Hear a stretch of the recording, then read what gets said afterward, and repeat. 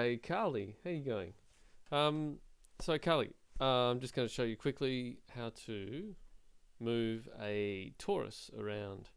So what you want to do is to delete anything that's in the way. So you've got a clear background like this.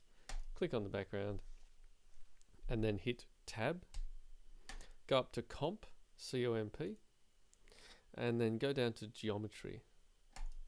And then click again with your standard left mouse click, and you've got your geometry sitting there.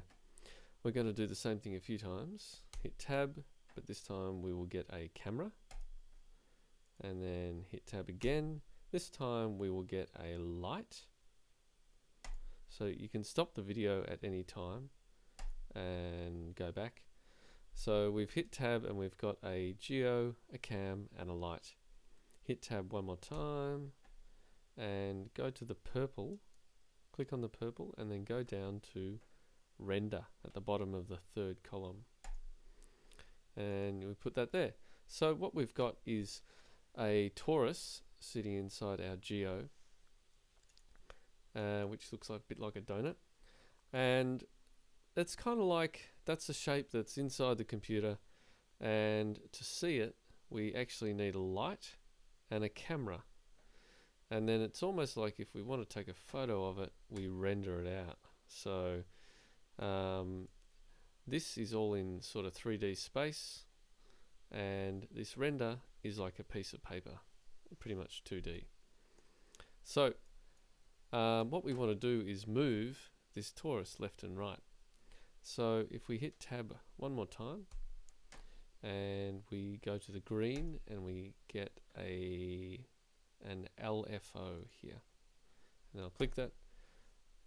When I hit spacebar to make sure that our numbers are running, that the program's actually playing, that LFO will go between 1 and -1 and just keep moving between those two. So what I will do is click on it and press A, and that will mean that I can grab the information out of there and I can connect it to something. So that's going 1, -1, -1, 1, so on. If I go to the geo, I should get this list just here of all the different things that the information for the geo. If that doesn't come up, just hit P. So P will make it disappear or come back up. So then what I do is I click on the LFO over here, which is ready to go. Click and hold it down, and I'll drag it over here, and I'll drop it in this translate here. Now I'll then hit export chop. So now these numbers are happening in here.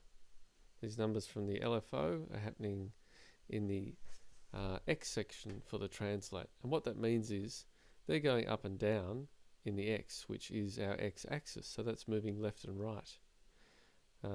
It's moving right as it goes up to 1, and then left as it goes to -1. So there's our LFO moving an object. And the reason this is important is that it's just a way of showing how we move things around. That LFO could be your hand with the connect, or it could be any other sort of input, but it's just worthwhile knowing how to start off moving things around. Okay, cheers.